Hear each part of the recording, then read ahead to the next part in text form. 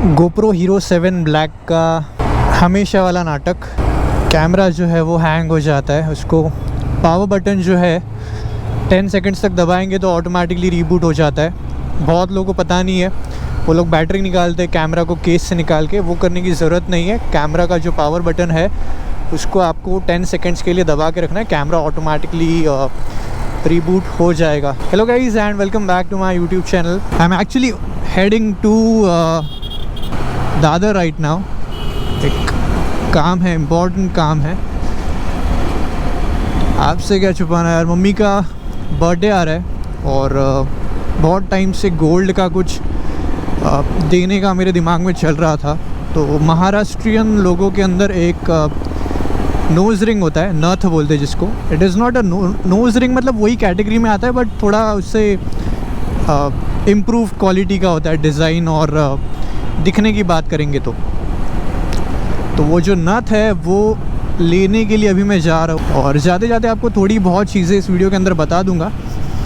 सबसे पहली बात, डैड ने मेरे को बहुत ही अच्छा तगड़ा खासा एक ऑफ़र दिया है कि अपनी जो ये आर्या है R15 V3 इसको बेच के CB350 जो है होंडा की वो लेने का एक ऑफ़र दिया है। जो कुछ बैलेंस होगा dad will pay for it, but honestly बताऊंगा यार, I seriously don't want to sell this motorcycle. मन आ गया इसके ऊपर। ऑल्सो इस वीडियो के अंदर आप जो विंड क्वालिटी है, विंड नॉइस है हेलमेट के अंदर का, वो जज कर लेना खुद ब खुद, कितनी स्पीड पे कितना क्या चल रहा है क्या नहीं चल रहा है। बिकॉज़ हेलमेट जो है वो अंदर तो अच्छे से वेंटिलेटेड और इंसुलेटेड है, बट शायद से आपको माइक के अंदर उसकी जो क्वालिटी है वो थोड़ी डिफरेंट सुनाई दे सकती है पॉसिबली। तो डैड की जो ऑफ़र है वो लिमिटेड पीरियड तो कह ही सकते हैं उसको, क्योंकि यार देखो वैसे भी जॉब तो है, ये अभी थोड़े टाइम में चालू हो जाएगा। उसके बाद जो कोई मोटरसाइकिल लेनी है वो मैं खुद की सैलरी से ही ले लूँगा। पर इन बिटवीन ऐसे लगता है कि यार नहीं, घूमने के लिए, टूरिंग करने के लिए मोटरसाइकिल जो है एक कंफर्टेबल सीटिंग पोजीशन वाली, ऐसे नहीं बोल रहा मैं, comfortable motorcycle, comfortable seating position वाली मोटरसाइकिल का होना बहुत ही ज़रूरी है लॉन्ग डिस्टेंस टूरिंग की अगर बात करेंगे। क्योंकि R15 के ऊपर मेरे को वैसे इशू नहीं होता सीटिंग पोजीशन को लेकर, बट जो इसका सस्पेंशन सेटअप है यार, वाइज़र बहुत ही नया है तो वो ताकत लगा के उसको निकालना पड़ता है। तो कहाँ पे था मैं? हाँ, तो सीटिंग पोजीशन की बात करेंगे, मेरे को तो वैसे इशू नहीं आता, बट प्रॉब्लम तब आती है जब इसके ऊपर मुझे लगेज जो होता है वो माउंट करना पड़ता है and that is not easy at all. Also अभी जैसे पीछे का खड्डा गया, उस खड्डे पे मैं प्रेफर करता हूँ कि मैं खड़ा हो जाऊँ फुट पैक के ऊपर, क्योंकि वो जो इम्पैक्ट है उसका, अंडुलेशन है, वो बैक तक ईजीली पहुँच जाता है स्टिफ सस्पेंशन के कारण। यहाँ पे इतना गर्दी क्यों है? कुछ एक्सीडेंट हो गया है, कोई तो ये साइड में घुस गया लगता है। एनीवेज़,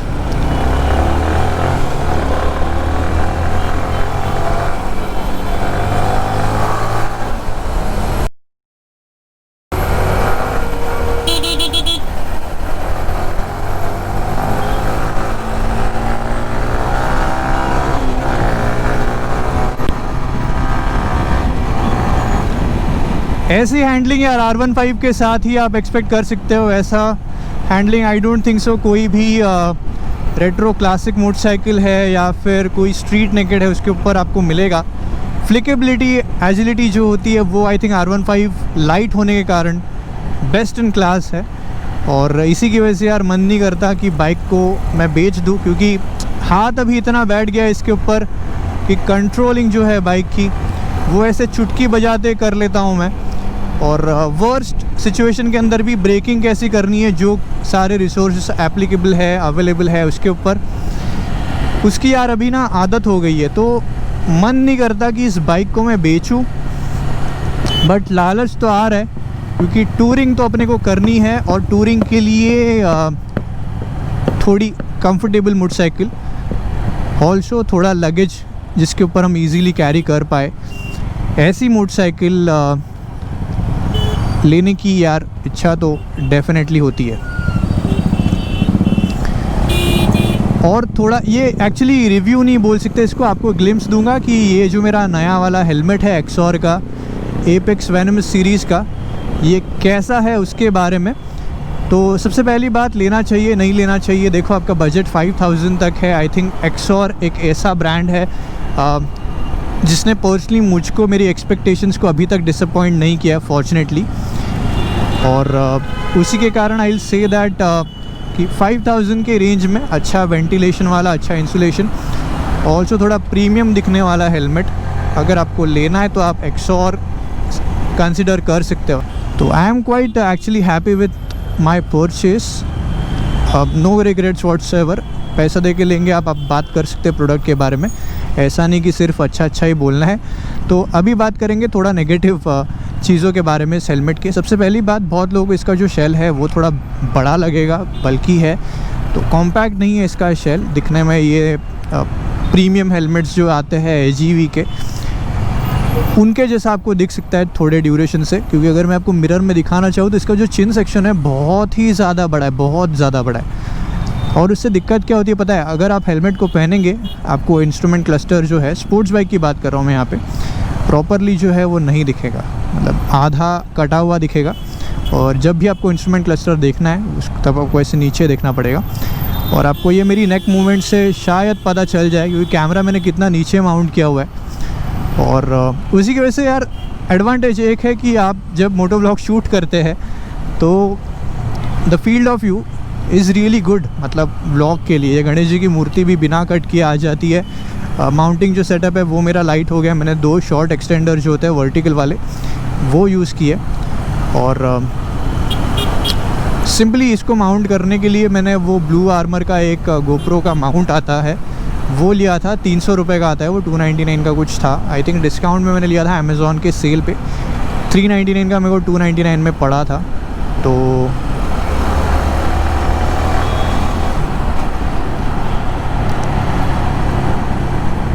कैमरा माउंट करना इजी है वैसे तो, वो माउंट की वजह से। अगर वो नहीं होता तो यार वही एमसील वाला जो अपना चुतियाप हम लोग करते हैं मोटो व्लॉगर्स, वो करना पड़ता, बट वो नहीं करना पड़ा। इसको अगर मैं आपको दिखाऊंगा तो वो एक स्ट्रैप, एक माउंट है बीच में, साइड में 2 स्ट्रैप्स है जिसके ऊपर 3M की टेप लगी हुई है, जो एक्चुअली काफ़ी अच्छा सपोर्ट जो है वो प्रोवाइड करता है कैमरा के लिए।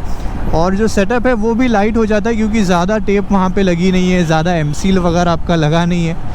एंटॉर्क टोचन दे रहा था उसको, पता नहीं कौन सा बाइक था। एनीवेज तो वो एक चीज़ है, बट उसका जब मैंने बोला आपको कि चिन सेक्शन बड़ा है तो उसका मतलब ये है कि इसका जो वाइज़र है, वाइज़र का मैकेनिज़्म वो वैसे तो बड़ा है, पर जब आप हेलमेट को पहनते हो ना तो वो नैरो हो जाता है। नैरो मतलब उसका जो एंगल ऑफ व्यू है वो ज़्यादा ऐसे अपराइट है, मतलब स्पोर्ट्स बाइक के लिए आइडियली वैसा ही होना चाहिए। बट आपको इंस्ट्रूमेंट क्लस्टर या फिर मिरर जो है या फिर नियर बाय ऑब्जेक्ट्स है आपके, बहुत ही नियर बाय, मतलब जब भी समझ लीजिए आप सिग्नल पे खड़े हैं, ट्रैफिक में खड़े हैं, आपके बाजू में आगे एक बंदा खड़ा हो गया, आप उसके पैर पे पैर दे दोगे अपना, इतना आपको जजमेंट नहीं आएगा कि आप कितने ज़्यादा क्लोज़ हो।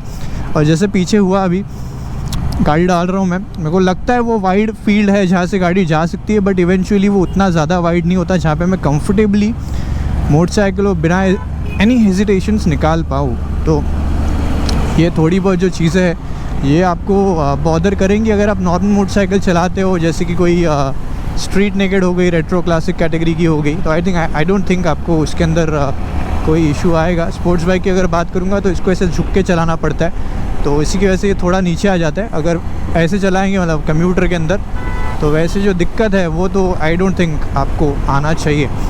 अब माइक के अंदर 70 की स्पीड पे आप खुद डिसाइड कर लो कितना विंड नॉइस आपको सुनाई दे रहा है। मेरे हिसाब से तो यार ये ऑप्टिमम पे है, इससे और कम 5000 की रेंज में तो I don't think so practically हो सकता है। अगर उतना कम विंड नॉइस आपको चाहिए तो आपको शूबर्थ या फिर ऐसे कोई ब्रांड का हेलमेट लेना पड़ेगा जो 40-50 हज़ार रुपये का आता है।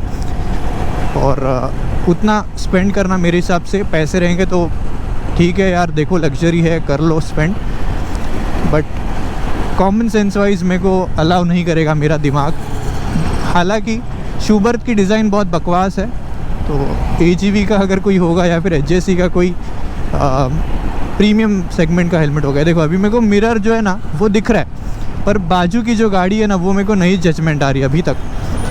और शायद से ये उसकी वजह से भी हो सकता है कि पिछले कुछ दिनों से मैं पर्सनली सिटी में घूमने के लिए हाफ फेस हेलमेट जो है वही पहन रहा था, क्योंकि मेरी एक फ्रेंड है उसको TVS की जुपिटर जो होती है वो सिखाने में को जाना पड़ता है। तो उस सिचुएशन के अंदर उसको सुनाई दे कि मैं क्या बोल रहा हूँ और मेरे को सुनाई दे वो क्या बोल रही है, इसके लिए हाफ फेस हेलमेट जो होता है वो मैं पहनना कंसिडर करता हूँ। शिवाजी महाराज ये यहाँ पे जब भी आता हूँ यार अच्छा लगता है मेरे को, वो जो स्कल्पचर है, मूर्ति है, वो देखने के बाद। एनीवेज, तो वो एक चीज़ आपको मैं बताऊँगा कि अगर पैसे है प्रीमियम सेगमेंट का हेलमेट लेना है, by no means it is a paid thing. पहले ही बता रहा हूँ, एक्सपीरियंस अच्छा आया था XR के साथ, इसके लिए ले रहा हूँ। अगर और अच्छा बजट है आपका, HJC के जो हेलमेट है टूरिंग हेलमेट्स, वो मैं एडवाइस करूँगा। मैं पर्सनली उतना ज़्यादा स्पेंड नहीं करने वाला था, क्योंकि 5000 के अंदर आई नो दैट कि अच्छा क्वालिटी का हेलमेट मिल सकता है। तो मैंने जो XR का ये हेलमेट है ये परचेज़ कर लिया है। जजमेंट आने में टाइम लगेगा इसका। अब पैडिंग की बात करूँगा स्ट्रेट अवे, पैडिंग कंफर्टेबल है, चिन को ये अच्छे से सपोर्ट दे रहा है। दूसरी बात ये कि मेरा जो पहले का हेलमेट था उसमें मेरे को बहुत ही एविडेंट हो रहा था वो कि जो हेलमेट है कैमरा सेटअप के बाद आगे से ना थोड़ा नीचे दब जाता है।